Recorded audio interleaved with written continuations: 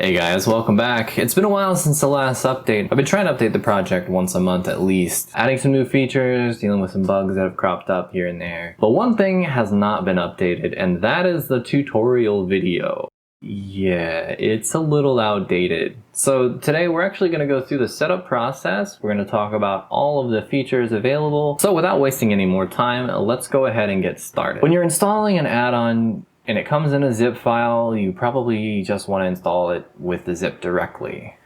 This is common for any large add-on. They're going to be in a zip with several files inside. Just install the whole thing and you're good to go. So if you hit the checkbox and expand the menu down, you're going to see our preferences here. Now in our preferences, we've got several different options. So we're going to go through each section, and first we start off with input mode.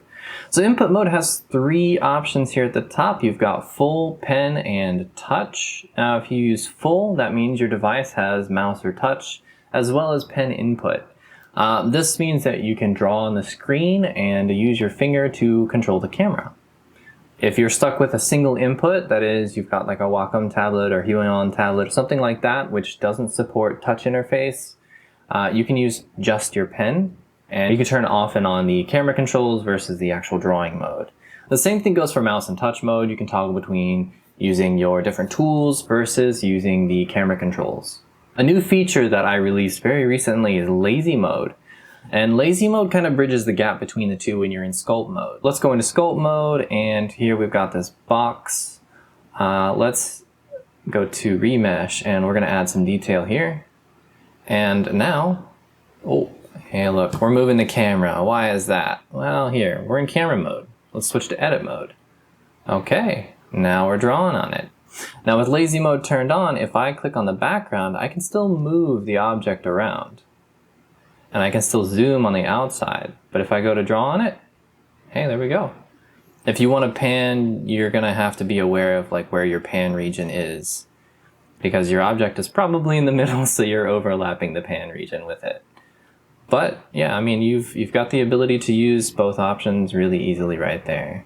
So lazy mode is a nice feature. I highly recommend giving it a shot. All right, that's your input modes. Let's see, the next one, control zones. Now, if you're new to the plugin, your control zones are the regions of the screen you're interacting with to control your camera. So again, we've got the pan zone, the rotate, and zoom. And zoom is on both sides, so the left and right will both control your camera's distance. If you want to, let's turn on the overlay so you can see them a little bit better. So here and here we got zoom controls. The main area here is for rotation, and the middle is going to be for panning. Now you can switch pan and rotate, so I've toggled that on, and now the middle rotates and the outside pans.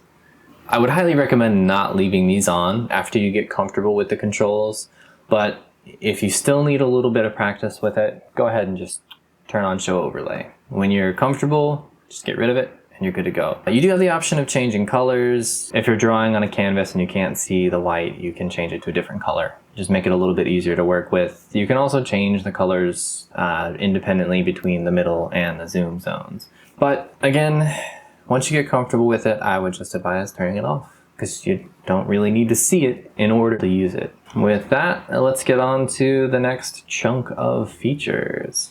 The next section is going to be Gizmo options. Now, if you notice when I turned it on, we've got this giant glob of buttons here. And that's going to be our Gizmo set. So let's go ahead and increase the size here and increase the padding, and now we can actually see all of our options here. Cool.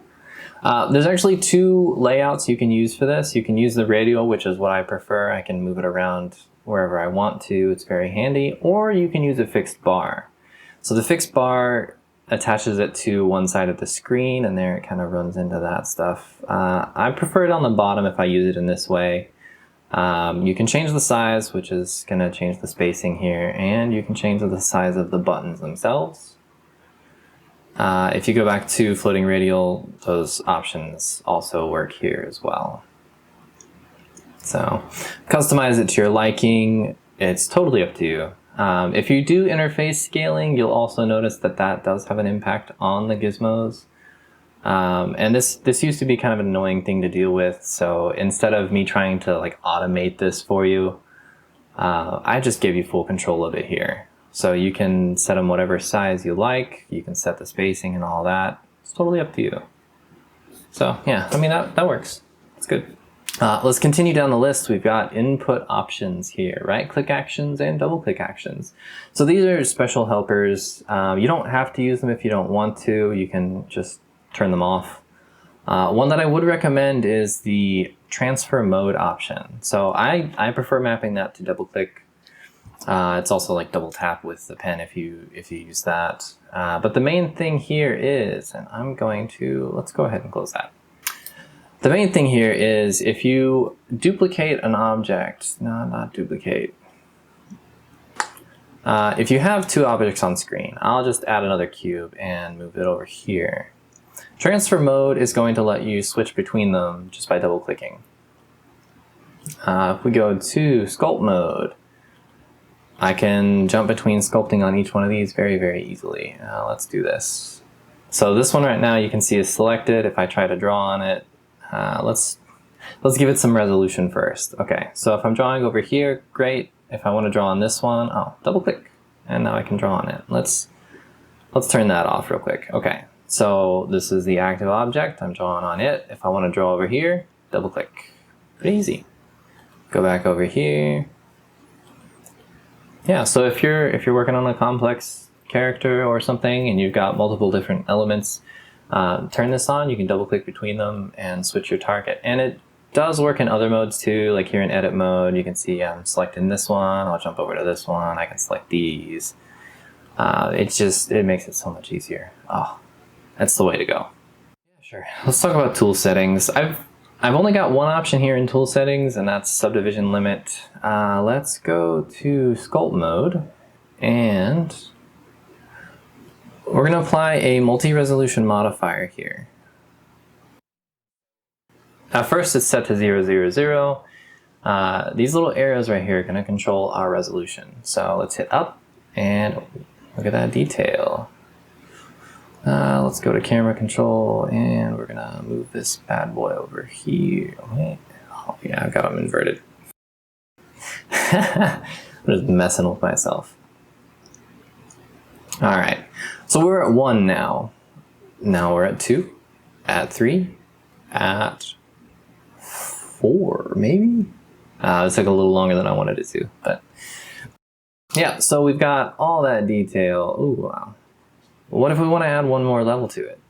If I hit up, and it's not going to do anything. And it's because we're limited by that setting. So I'll bring it up in the end panel. So here down at the bottom, we see subdivision limit 4. We're going to increase that to 5 and then see what happens. This is probably going to kill my little computer here. This thing's not the strongest video card, so we'll give it a minute. We'll wait. Okay, it's done. Cool. So now we got all that detail, and my little computer is dying. So let's take it down a little bit. So we've got that control there. If you want to go higher than the number you limit it to, you can. So here I've got it set to 3, but I can still go up. I shouldn't have done that. I just give my computer a heart attack again.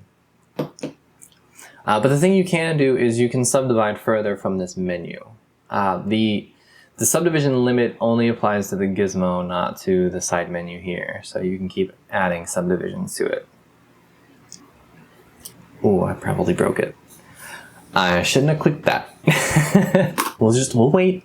We'll wait. It's on you, Blender. You do your thing. Let's bring it back down. All right, so we can do all that. Cool. Great. Yeah, so that's that. Cool. So there's one more thing that we can talk about, and that would be the action menu. Now, this is a customizable floating menu right here. So right now we're in sculpt mode. If we click this and go to sculpt mode, you'll see object.quadriflow remesh. Oh, let's try that. Oh.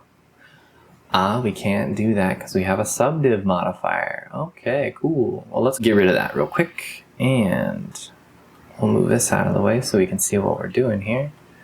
Oh yeah, quadriflow remesh, cool. Boom. Processing down here. So you can put whatever you want to in there as long as it is an available action in the mode that you're in, it'll work. So like they've got object duplicate. And with that, I believe we can, let's see, it's not available. What about if we go to object mode? I can add that to our object mode list. So object.duplicate. And let's give it a shot. Boom. And look at that. Let's click back on this and we're gonna do it again.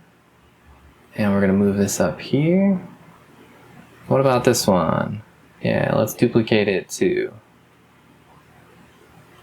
All right. So yeah, you can customize that menu all you want to. Just keep in mind you have 8 options. And the last thing I want to get into is 2D modes. I've been progressively adding support for the 2D modes, but there are still some things that don't quite work. So we've got all of these options do work fine. Let's see. I'll do some erasing. Maybe we want to paint. Yeah, it's not super apparent. Let's bring up the radius. Yeah, see, works just fine. Now something that doesn't work. These spline tools all require a keyboard. And the reason being is you have to push space or enter to accept and draw the line, or escape or right click to cancel it. I also recently added support for the other 2D modes, so you can go into edit mode and do whatever you want to do here. Let's see, sculpt mode is supported, so you can kind of doodle around here, make your radius larger. Oh, what is that? That's a wavy line. I don't want to do that. Something to note is these controls are for the 3D brush, so they don't actually affect the 2D brush. I need to update it to support that. So until I do, unfortunately, you're still gonna have to use the top menu to control your brush size and strength, but I'll get it added before too long. All right, so let's take a quick look at some of our gizmos that we have available to us. I will go ahead and do a little doodling here.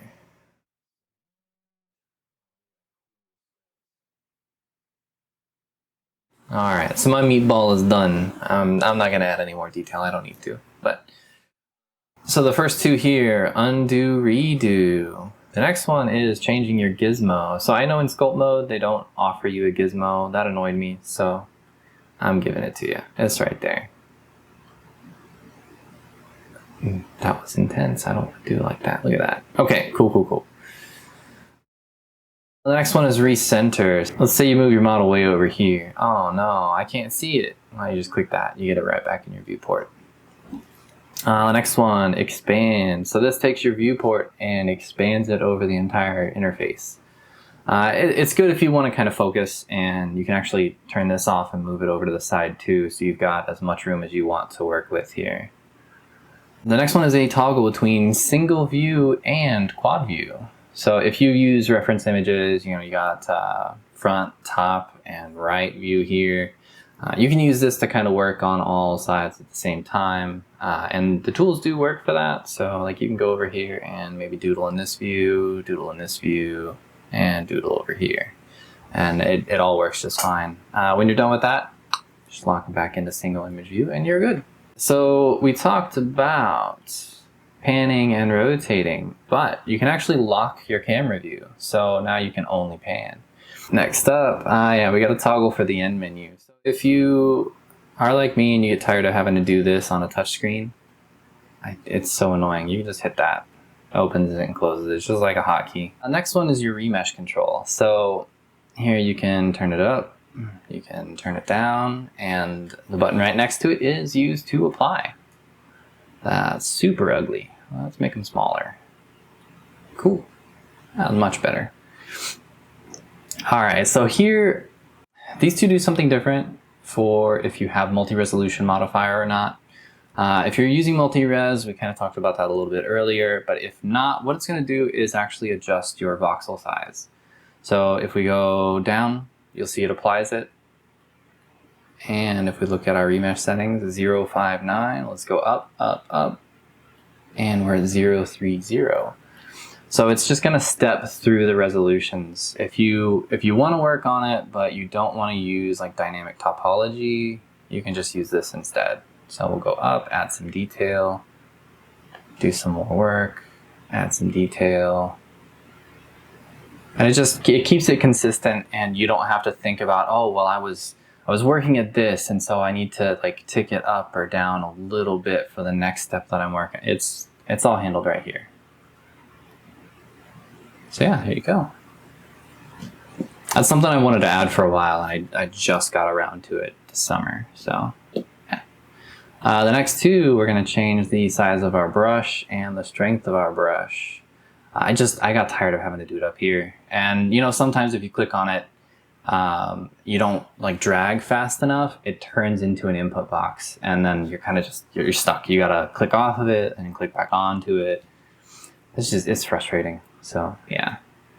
All right, let's move this over here real quick, and we're gonna take a look at the Gizmos drop down. So here we've got the viewport Gizmos, and these were all available originally in Blender.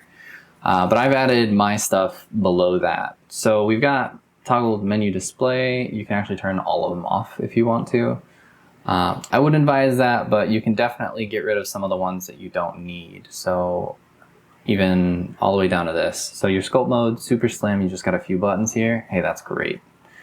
If you go into edit mode or object mode, you're gonna see a very limited set here. Object mode too. Object mode uses the same options as the edit mode. And you know, at that point, you might as well just go to Gizmo menu and move it to fixed bar. I've just got a few options down here. Hey, that's pretty easy to deal with. I mean, sculpt mode's got the majority of your options, so of course it's gonna cover much more space, but it also works for weight painting. So you can do that. We'll turn that on, then we can rotate the camera. I gotta get used to that. I need to turn lazy mode back on. That's what I need. Lazy mode. So yeah, weight painting does work. You can just sit here and do your weight paints. This should control the size and scale for weight painting too, yeah. Yeah, so these do work here as well. It's just they don't work for the 2D modes. So keep that in mind when you're working with it. And that pretty much sums it up. Check back here for more updates, and I'll catch you guys in the next video.